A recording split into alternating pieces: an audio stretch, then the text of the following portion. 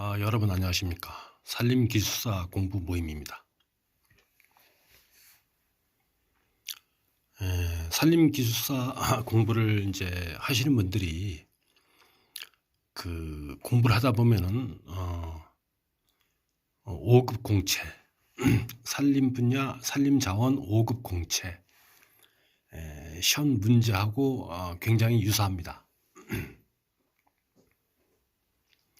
또 역시 5급 공채 산림자원에 대한 5급 공채를 공부하시는 분들이 산림기술사 답안을 또 문제를 보면 유사한 부분이 많다, 그렇게들 또 이야기를 합니다.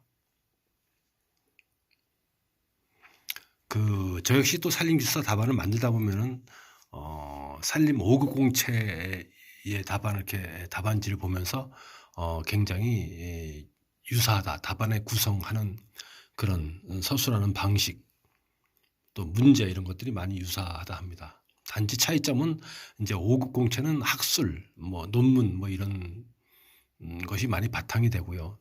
산림기술사는 경험과 그리고 법률 이런 것들, 숙각구기, 병해충, 사방, 임도 이런 것에 많이 편중이 되어 있죠. 그리고 산림기술사는 시험 과목이 이제 조림학, 산림경영학, 산림토목에서 사방하고 임도, 산림정책, 임업기계, 수목생리, 수목병리, 산림법률 이런 것들이 출제가 되는 반면 5급 공채에서는 조림학, 임업경영학, 산림정책학, 수목학, 산림보호학 이런 것들이 이제 나오는데 이제 필수가 있고 선택이 있죠. 어떻든 과목도 많이 유사합니다. 답안지의 양식은 산림기술사는 22줄입니다. 그런 반면 5급 공채는 27줄입니다. 앞에 보이는 것이 이제 5급 공채 답안을 만드는 것입니다, 제가. 그래서 이렇게 5급 공채 문제에 대한 답안을 올리는 이유는 산림기술사와 산림 5급 공채는 서로 답안을 기술하는, 서술해 나가는 방식이 비슷하고 과목도 유사하다. 그래서 산림기술사 공부하시는 분들도 한번 5급 공채 문제 답안을 제가 작성해 놓은 것을 보시고요. 또 5급 공채를 공부하시는 분들은 산림기술사 공부 답안을 작성하는 분이 이렇게 5급 공채 답안도 만들어 봤구나, 참고를 해야지 이제 그렇게 하시라고 한번 제가 답안을 작성해 봤습니다. 저는 5급 공채를 시험 본 적이 없는데요. 아는 분한테 이제 빌어서 이렇게 27줄짜리 이제 답안을 갖다가 제가 입수를 해서 이렇게 답안을 작성해 봤습니다. 참고를 하시기 바랍니다. 본 문제는 2023년도에 산림자원 분야 임업직 5급 공채 산림정책학에서 제2문항에 대한 것을 답안을 만들어 봤습니다. 2023년 산림자원 분야 5급 공채 산림정책학 과목에서 제2문제에 대한 문제에 대한 답안을 만들어 봤습니다. 한번 보겠습니다. 우리 산림기술사를 공부하시는 분들도 보시고요. 5급 공채 공부하시는 분들도 보시고, 이것이 정답안은 아니고 제가 자료를 찾고 제 생각과 제 경험과 제 지식을 가지고 답안을 작성한 것이니까 도움 되는 부분만 발췌를 해서 참고하시고 노트하시고 공부를 하시면 되겠습니다. 자, 2023년 산림자원 5급 공채 산림정책학 제2문 국공유림의 존치 여부에 대해 서로 다른 주장이 있다.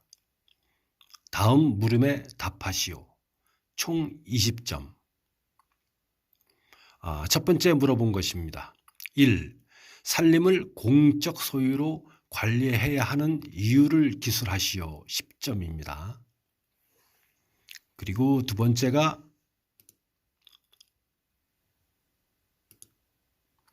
국유림의 개방 또는 폐지의 논기를 기술하시오. 그래서 10점입니다. 그래서 총 20점이란 얘기죠. 총 20점. 국공유림의 존치 여부에 대해 서로 다른 주장이 있다. 다음 물음에 답하시오. 두 가지를 물어보겠다. 그러니까 한번 써라 이 뜻입니다. 첫 번째 질문이 그러니까 예언이 국공유림의 존치 여부에 대해서 서로 다른 주장이 있다. 그리고 다음 물음에 답하시오. 1. 산림을 공적 소유로 관리해야 하는 이유를 기술하시오가 10점짜리고요. 국유림의 개방 또는 폐지의 논기를 기술하시오가 또 10점입니다. 그래서 20점 만점이다 이겁니다. 그럼 첫 번째 문제에 대해서 답안을 만들어 봤습니다. 보겠습니다. 국공유림의 존치 여부에 대해 서로 다른 주장이 있다. 다음 물음에 답하시오. 1. 산림을 공적 소유로 관리해야 하는 이유를 기술하시오. 제가 이제 산림청에 근무할 때입니다. 제가 이제 모 지방산림청, 대한민국에서 가장 큰 지방산림청에서 근무를 하고 있을 때였습니다. 이 문제에 대한 답변을 갖다가 여러분하고 공부하기 전에 그 개요를 제가 서언으로 본론을 들어가기 전에 서언으로 말씀을 이해를 돕기 위해서 이 문제에 대한 답을 쓴 것에 대한 이해를 돕기 위해서 제가 서언을 말씀드립니다. 쉬운 말로 설을 풀겠습니다. 국공유림의 존치 여부에 대해 서로 다른 주장이다. 국유림과 공유림을 존치해야 된다, 폐지해야 된다. 그런 주장이 서로 다른 주장이 일각에서 학계 그리고 실질적으로 행정하는 실무를 하는 사람들, 공무원들, 또 다른 분야, 우리 산림 분야 유사업종분들, 또 행정에 근무하시는 분들, 농촌 주민들들, 또 산림 분야 단체, 이모 후계자 등 한국산림경영인회든 독립가협회든 이런 그런 여러 가지 기관 단체에 있는 사람들 중에서도 서로 그 기관 간에 또 사람 간의 의견이 국공유림은 존치해야 돼, 아니야 폐지해버려야 돼, 이런 얘기가 서로 상반되는 얘기가 많다 이겁니다. 실제 그렇습니다. 옛날에도 그렇고 지금도 그렇습니다. 옛날에 제가 산림청 산하의 가장 큰 지방산림청에서 관리계장도 했고 이제 여러 가지 이제 일을 많이 했습니다. 토목 업무도 했고요, 소송 업무도 했고 보호, 경영, 자원 다 했죠. 그런데 제가 이제 지방산림청에서 근무할 때에 어떤 일이 큰 산림 분야의 이슈가 되었냐 하면은 산림청이 이제 산림청 본청이 대전에 있고 그 밑에 5개 지방 산림청이 있고 그 밑에 이제 국유림 관리소가 여러 개가 있습니다. 또 그 밑에 또 산림 경영팀이 또 있습니다. 그런데 국유림을 경영하는 것은 이제 지방산림청이고 과학적인 것은 국립산림과학원이죠. 그리고 항공방지하는 것은 항공사업소고 본부고 사업본부고 휴양림은 한국자연휴양림관리소가 대전에 있죠. 근데 이런 지방청은 모든 업무, 산림에 대한 모든 업무를 계획하고 집행하고 실행하는 그런 기관입니다. 제가 이제 그 지방산림청에서 근무할 때입니다. 몇 년 되었습니다. 얘기가 막 이제 산림 분야의 뜨거운 감자로 떠올라죠. 이제 뭐 산림청을 없앤다, 산림청을 폐지시킨다. 아니다, 산림청은 모의 큰 기관이니까 내비둬야 되고 지방산림청을 없애버려야 된다, 폐지해야 된다. 그런 무시무시한 얘기가 막 돌고 있었습니다. 그럴 때 이제 강원도지사님이 이제 제가 이름을 실언을 이제 얘기 공개하지 않고요, 도지사님도 있고 그럴 때였습니다. 그 당시가 어떤 때였냐면 이제 막 2018년 동계올림픽을 막 하기 전이었습니다. 몇 년 전이었습니다.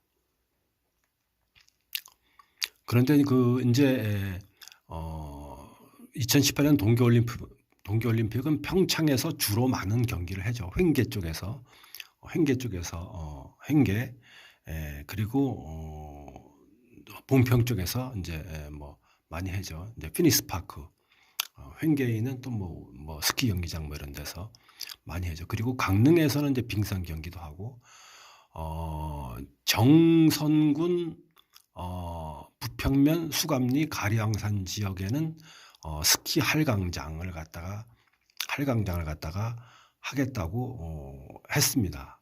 근데 그것이 이제 동부지방산림청 정선 국유림 관리소, 국유림이 많이 있는 정선의 가리왕산 일부 지역입니다. 그런데 하필 또 그 지역이 산림유전자원 보호림으로 지정된 지역에 있습니다. 산림유전자원 보호림이라는 것은 수목의 종류가 다양하고 거기에 사는 생물, 포유류, 동물 등의 다양성, 생물 종 다양성이 엄청 풍부해서 후대에 보존해야 될 가치가 있는 산림을 산림유전자원 보호구역으로 보호림으로 지정 관리하는 것입니다. 그런데 그 스키 할기장 적지가 바로 그곳이었습니다. 그래갖고 이제 체육문화관광부에서는 거기를 갖다가 스키장을 하겠다. 그리고 산을 소유하고 있는 산림청에서는 반대한다. 환경부도 반대한다. 이렇게 되어 있었습니다. 그래서 이제 얘기가 어떻게 갔냐면은 산림청에서 사사건건 국가의 흥망성쇠를 갖다가 다루는 큰 사업을 산림청에서 내일마다 보존, 보호, 관리해야 되는 명목으로 반대, 그리고 대부 허가를 해주지 않기 때문에 나라가 국망이 흔들리고 있어. 그래서 산림청이 굉장히 그 다른 기관과 단체 주민으로부터 공격을 많이 받고 있는 그런 시즌이었습니다. 그래서 지방산림청을 없애야 돼. 강원도청으로 갖다가 집어넣어서 강원도청에 일부 구구로 편성해서 해결해야 돼. 이렇게 험난한 얘기까지 가고 있었습니다. 실질적으로 그걸 행정적으로 산림청 혁신담당관실인가 거기서 이제 지방산림청이 남아야 존치해야 되는 이유 그런 것을 갖다가 답변을 많이 하고 그런 것을 알고 있고 저도 지방산림청에 있으면서 자료를 갖다가 작성해서 산림청 본청에 제출한 그런 적이 있었습니다. 자, 이제 예를 들어서 강원도청에서 하고자 하는 일이 엄청 많죠. 산을 이용해서 개발, 사용, 수익해서 산천 소득을 증대시키고 관광지로 산림 관광지로 개발해서 서울 수도권에 있는 사람들이 많이 놀러와서 강원도에 돈을 뿌려야지 강원도가 가난하고 공장도 없고 먹고 살기 힘든 열악한 도가 좀 활성화되고 경기가 좋아지고 돈을 벌지 않습니까? 근데 산림 분야의 국유림 같은 거, 공유림을 갖다가 딱 모든 개발 제한 조건을 갖다가 내세워서 개발을 하지 못하게 하니까 이제 많은 얘기가 있습니다. 그래서 2023년 산림 분야 제2차 산림 정책학 2문에서도 이런 이야기 때문에 문제가 출제가 되고 공부를 해라 그런 뜻에서 문제가 나온 것으로 알고 있습니다. 여러분 이해가 가십니까? 자, 이제 답안 기술한 걸 본격적으로 들어가 보겠습니다. 제2문 국공유림의 존치 여부에 대해 서로 다른 주장이 있다. 다음 물음에 답하시오. 총 20점. 1번 산림을 공적 소유로 관리해야 하는 이유를 기술하시오. 10점. 1. 저탄소 녹색 성장에 관한 측면. 방가로 1번. 현재 우리가 살고 있는 지구는 기온이 급격히 상승하고 있어서 서울대학교 환경대학원 윤순진 교수는 지구온난화를 넘어 지구열탕화라고 주장하고 있다. 세계기상기구에서 2022년 지구 기후 상태에 대한 보고서에 의하면 이미 지구 평균 온도가 산업화 이전보다 1.15도가 올랐다고 한다. 방가로 2번. 이러한 온도 상승으로 증명되는 여러 가지 현상으로는 여름철 폭우로 인한 홍수 피해, 우박이 내리지 않는 기간에 우박이 쏟아지고 폭염의 한파까지, 그리고 캐나다, 뉴욕, 하와이 같은 대형 산불의 발생도 지구 열탕화의 결과라고 볼 수 있다. 방가로 3. 따라서 이와 같은 기후온난화로 인한 산림 재난을 예방하고 방지하기 위하여는 면적이 적고 영세적이며 산림 경영과 관리에 대한 지식과 경험이 부족한 사유림 소유자가 관리를 하는 것보다 체계적이고 조직적으로 산림을 경영 관리하는 국가와 지자체가 산림을 공적으로 관리를 하여야 한다. 2번. 산림의 공익가치적인 측면. 그러니까 산림을 공적으로 소유 관리하는 이유를 1번 저탄소 녹색 성장에 관한 측면과 2번 산림의 공적 가치적인 측면으로 나누어서 답안을 구성해 봤습니다. 2. 산림의 공적 가치적인 측면. 1. 방가로 1. 산림의 6대 기능의 필요성과 그 증진을 위하여 산림을 공적으로 관리를 하여야 한다.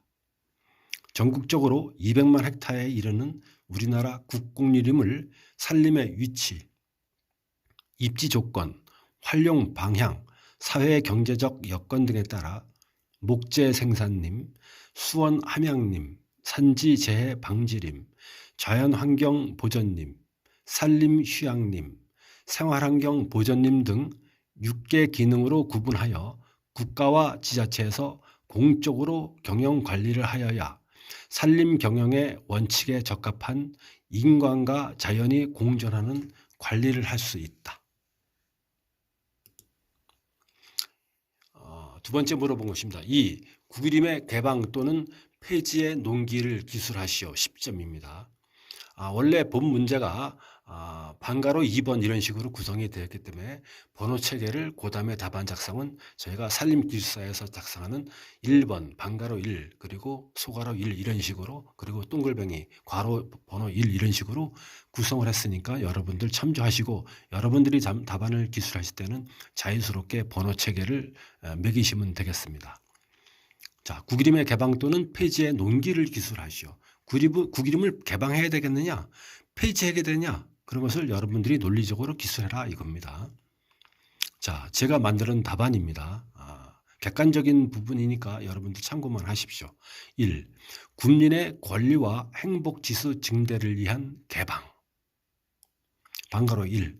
사유림은 산림 소유자가 산불 방지 기간을 제외하고는 특별한 사유가 없는 한 자신의 산림에 자유롭게 입산을 하여 경영 관리를 할 수가 있다. 반가로 2번. 국유림을 개방하는 방법은 다양한 측면으로 볼 수 있는데 아래와 같은 부정적인 측면과 긍정적인 측면을 구분할 수 있다. 부정적인 측면을 먼저 써봤습니다. 부정적인 측면이 더 많다고 저는 생각하였기 때문입니다. 소가로 1번 부정적인 측면 똥글뱅이 1번 대부 또는 사용허가의 남용으로 인한 산림훼손의 심각성을 야기할 수 있다. 그렇죠. 국유림을 갖다가 개방을 하게 되면은 뭐 지자체라든가 아니면 개인이 마음대로 사용할 수 있게 하면 산림훼손이 심각해지는 것이죠. 똥글뱅이 2번 국유림을 무분별하게 개방하게 되면 불법 벌채, 불법 임산물 채취, 산불 발생 위험의 증가, 산림 내 안전사고 발생의 증가, 산림 내 무단 쓰레기 투기로 인한 산지 정화에 어려움이 있다. 똥글뱅이 3번 지자체의 장에게 관리권을 이행하게 되면 권리를 남용할 요인이 있어 난개발로 인한 집단화된 국유림의 무분별한 개발을 할 수가 있다.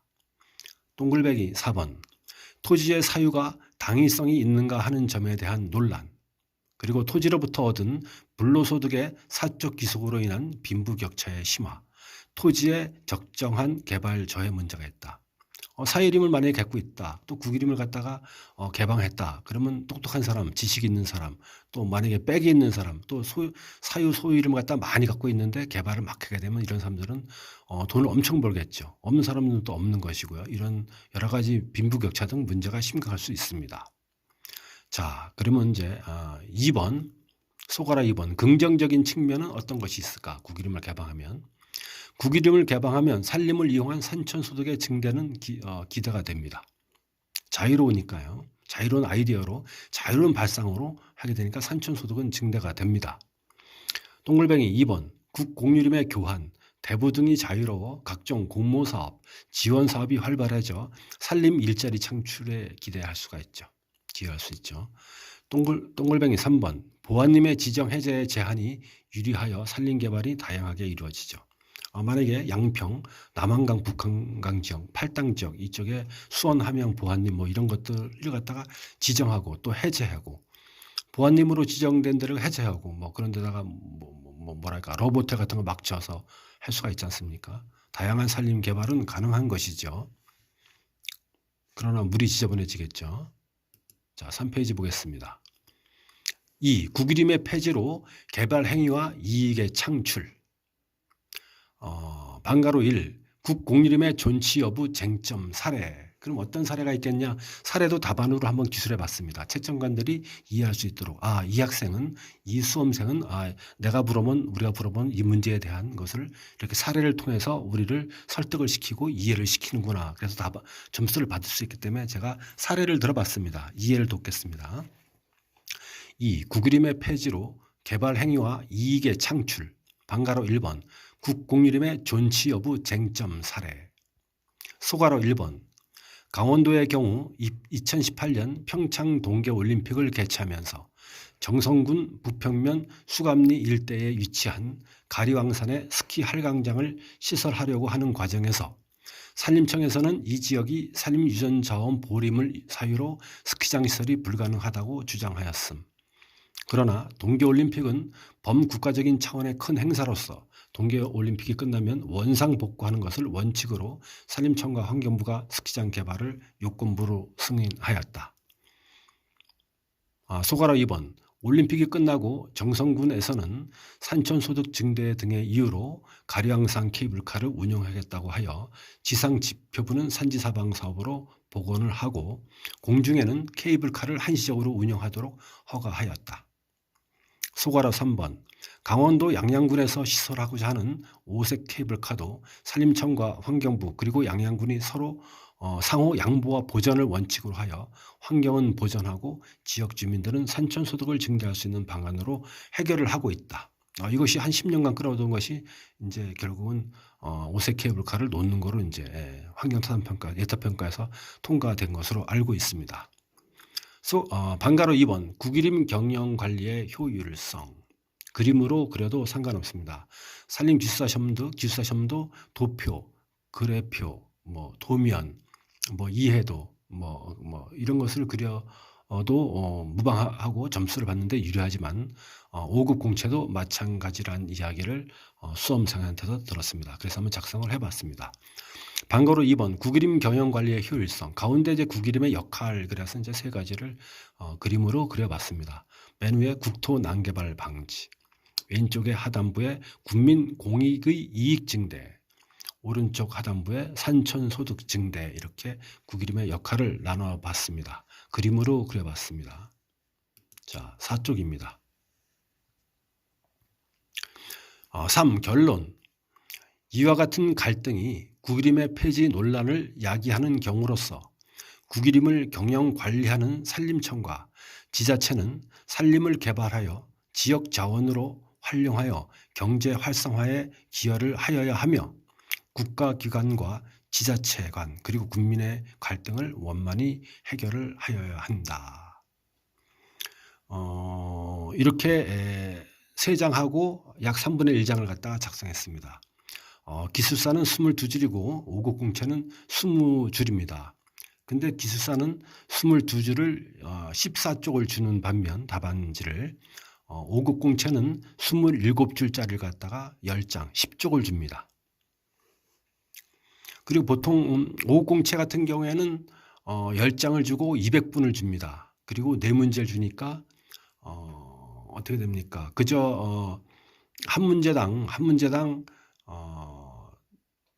그러니까 적은 문제로 했을 때에 1장 정도를 쓰면 됩니다.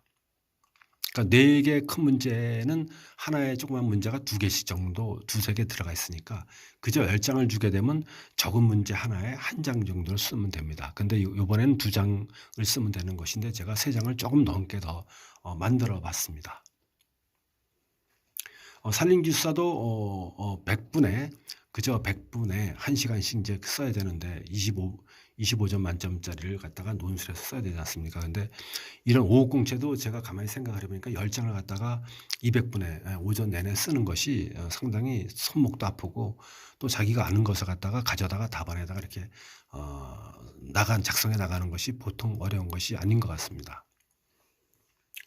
그리고 산림기술사 같은 경우에는 경험과 지식 같은 거를 많이 요구를 하는데 이런 5급 공채에는 학문, 학술, 논문, 교재 이런 것을 그리고 여러 가지 기관에서 발간한 책들, 그 연구 논문들 이런 것이 많이 공부를 해야 된다 그런 생각을 한번 해봅니다. 이번 시간에는 한번 제가 과거에도 사방댐, 환경친화적인 사방댐에 대해서 5급 공채식으로 답안을 작성해서 만들어서 한번 제가 유튜브에 올렸는데요. 이번 시간에도 역시 2023년 2차 필기시험에서 산림정책학에서 나온 문제를 갖다가 답안으로 만들어서 한번 여러분께 설명을 드려봤습니다. 제가 좀 시간이 나고 그러게 되면은 5급 공채 답안도 한번 만들어서 올려보는 거로 하겠습니다. 여러분 봐 주셔서 감사합니다.